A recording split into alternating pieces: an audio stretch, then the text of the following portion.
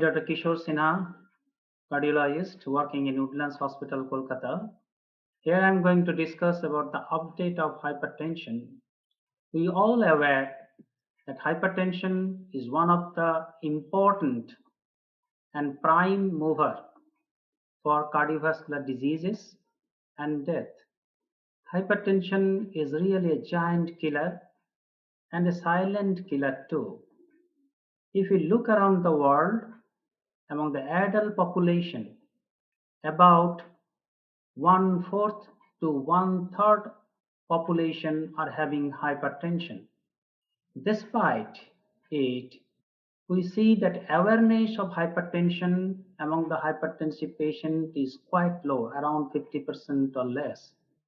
And those who are aware, about 50% or less are getting treatment. And amazingly, particularly in Indian scenario, we see that merely 7.9% of the hypertensive patients are treated to the target. So with this backdrop, let us focus on definition of hypertension. Worldwide, it has been accepted that systolic blood pressure 140 millimeter of mercury or more and or diastolic blood pressure 90 millimeter of mercury or more is considered hypertension. ACC and AHA came out with a lower cutoff value of 130 by 80. Well, if you are going to accept that one, the number of hypertensive patients will increase to a great extent. Next, let us look at the diagnosis part. How conventionally, it was the office blood pressure measurement that was being practiced and considered at the standard of diagnosing hypertension till date. But enough data and evidences have been accumulated which are showing that diagnosis should not depend on only office blood pressure measurement today. Out of office blood pressure measurement in the form of either ambulatory blood pressure monitoring or at least home blood pressure monitoring should come into play for proper diagnosis and helping in the treatment part also. Why? We all aware that white coat hypertension is playing an important role in the hypertensive scenario. This group of patients, if treated, then unnecessary treatment and drugs will be on. On the contrary, we'll miss the masked hypertension patient and masked uncontrolled hypertensive patients. And also, we don't have any idea about the deepers or non-deepers patients and early morning surge as well. It has been found that 24 hours average blood pressure, nighttime blood pressure, early morning surge has stronger relationship with cardiovascular events as compared to office blood pressure measurement. So, out of office blood pressure measurement, particularly ambulatory blood pressure monitoring or home blood pressure monitoring is coming in a big way, and that is a real paradigm shift for the diagnosis of hypertension today. Secondly, let us come to the point of target of blood pressure. What target we should approach? Well, it has been accepted that less than 130 millimeter systolic blood pressure and or less than 80 millimeter diastolic blood pressure should be our target. But it is not very uniform. There is some differences in the certain categories where we need to change our target, like those high risk group of patients having either established cardiovascular disease or chronic kidney disease or diabetes mellitus or having cardiovascular risk or 10 years risk or more than 10%, they fall into the category of high risk hypertensive patients.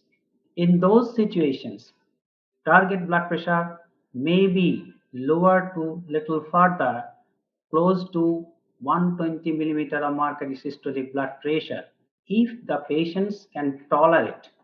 We know intensive lowering of blood pressure, the lower target, can cause certain problems like dizziness, orthostatic hypotension, fall, fracture, and renal functional deterioration. So if the patient can stand, and if we can follow up closely, monitor closely, then the target can be lowered to near 120 by 80. But ESC guideline has cautioned the systolic blood pressure should not go below 120 millimeter of mercury. So that is the situation we stand today. But what study has driven primarily to go for these lower target? It was the SPRINT trial published in 2015, where intensive target blood pressure control to the tune of 120 by 80 were compared with conventional target, that is 140 by 90, and it was found that intensive arm showed much more benefit, statistically significant benefit in terms of lowering cardiovascular death and morbidities, events rate, at the cost of certain side effects as well, like hypotension, syncopal attack, deterioration of renal function, and so on. Coming to the point, if the patient can tolerate, in high risk group of patients, target can be lowered little further, close to 120 millimeter of mercury systolic. Now, I like to focus on, but this SPRINT trial, later on, one more interesting study has been conducted trial, in fact, the STEP trial in China. The study was conducted over 8,500 patients in the age group 60 to 80 years, that is elderly group of population, and there they targeted the blood pressure and lowered the systolic blood pressure to the level of 110 millimeter of mercury. And there also this intensive arm, aggressive lowering of blood pressure arm, showed the benefit over the conventional arm. So now the STEP trial also corroborating and giving support to the concept of SPRINT trial, that aggressive control of systolic blood pressure is of help, but to be practiced cautiously and close monitoring. Now, let me focus on the important issue, that is the paradigm shift, the way of treating the patient. We know the only blood pressure parameter, degree or level of blood pressure, is not the guide to treat the patient. We have to take into consideration about the cardiovascular risk associated with the particular patient. If they fall into the high risk category, we have to start the treatment early and we have to bring down the blood pressure to the target level quite early. It may be the target may be lowered further as compared to low risk population group, where non-pharmacological therapy can be encouraged in early stage 1 hypertension. After 3 to 6 months time, then we can, if necessary, add pharmacological therapy. But high risk group, pharmacological therapy threshold should be much lower. This combination therapy has come as a paradigm shift in the management of hypertension. From different studies, it has been found that at least two drugs combination, or if necessary more, is necessary to control hypertension. So why not to start the treatment with a combination therapy? Conventionally, it was the monotherapy and up titration of monotherapy to the highest possible level. If still not controlled, then adding to another group of molecule was the practice way to go. But with this paradigm shift, all the guidelines all over the world are recommending, on the basis that at least two drugs are necessary to control hypertension. So combination therapy in a single pill combination is the way to go. That is the recommended everywhere. What is the benefit of combination therapy? It has been found if we choose the two molecules from two different class acting on two different pathophysiological mechanisms of hypertension, the additive benefit is there. A combination therapy is much more efficacious as compared to highest possible dose of monotherapy by 2 to 5 times. So more efficacious, number one. Secondly, one molecule neutralizes the side effect profile of the other molecule to some extent, so side effect profile also less. Third, the single pill combination adherence becomes significantly better, so it also prevents the cardiovascular outcome also. So it improves the outcome also, because adherence is real the Achilles heel in the management of hypertension. That is taken care of by combination single pill therapy. That is why it is recommended. On top of that, the combination therapy cost also comes down to a great extent. So considering all these factors, the combination therapy from the beginning of the hypertension therapy is the way to go now. So that is really a paradigm shift, the management of hypertension. In this regard, I like to focus on International Society of Hypertension guideline that's published in 2020 August, and two interesting aspects of this guideline. One of them is, till now all the guidelines were advocating for ideal way of treatment, that is the optimal treatment of hypertension, the best possible way of treating hypertensive patient. But this ideal way of treating hypertension in real world scenario is not practical always, is not possible to follow. So there are many more patients left untreated or undertreated. So they have come out with the strategy of essential form of treatment where resource restrained population are there, where affordability, accessibility, availability of the molecules come into the as an issues. In those group of patients, essential form of therapy, say when single pill combination therapy is not available, then separately two different molecules can be used. If still not available, close to them available drug can be used. That is the way to go. So by this strategy, much more and many patients can be brought under the umbrella of treatment of for hypertension globally. That is the issue needs to be appreciated. And the second issue I like to focus on that in the optimal arm of the of this guideline, they have emphasized that start with low dose combination single pill, low dose single pill combination to start with, and if not enough, then use the full dose combination single pill, and so on. So this is also unique in idea that low dose combination therapy is advocated, and this is needs to be appreciated. And I think this is very helpful way of handling the situation in a much better scientific way and practical way. Next issue I like to focus on the chronotherapy.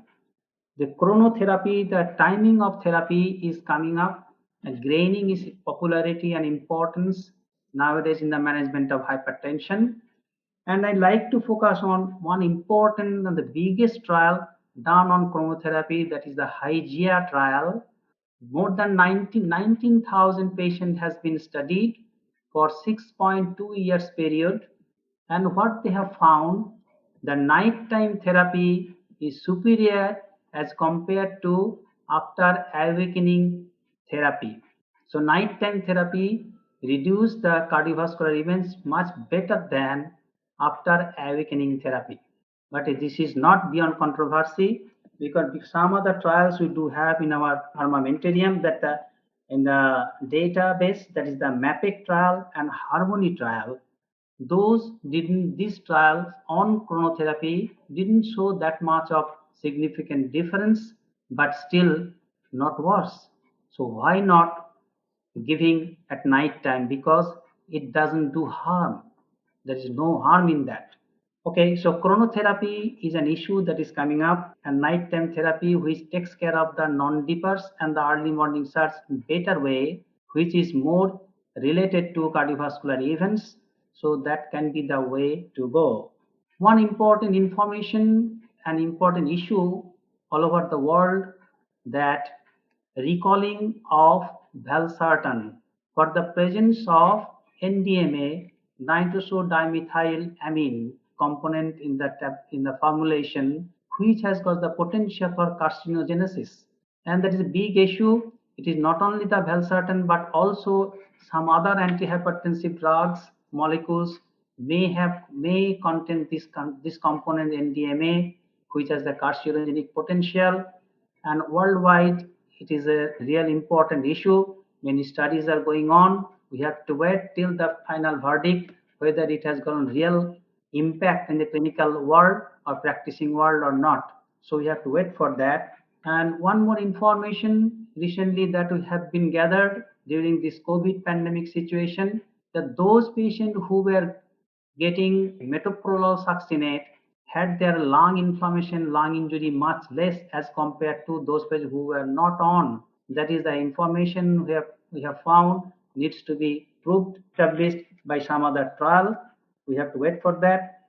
And I like to touch upon the controversy and the finding and the statements as of date in the RAS blocker in COVID situation. Initially, everybody was scared the RAS blocking therapy will increase the S2 level and that may cause harm in terms of getting more entry of easy entry and more entry of virus with the human system. But later on, no study was confirming this. So stand was like that. Those patients who are already on RAS blocker should continue with that. It is better to not to start with RAS blocker during this COVID pandemic situation. That was the practice going on. But two important cohort has been published, studied in Europe that categorically showed that S2 level was not related anyway either due to use of RAS blocker or not. So RAS blocker use independent level S2, ACE2, S2 level. So it is not related to RAS blocker therapy. In fact, what was found that elderly male patient as compared to the female, independent of RAS blocker therapy, male elderly patients had raised level of S2, which can cause as the gateway of entry of the COVID virus into the human system. And it has been found in real world scenario that in COVID pandemic, elderly male patient morbidity and mortality was higher. So it can be correlated. So finally to RAS blocker therapy. That much information we can extract out of that. So that is the recent update. Let me stop here. Thank you.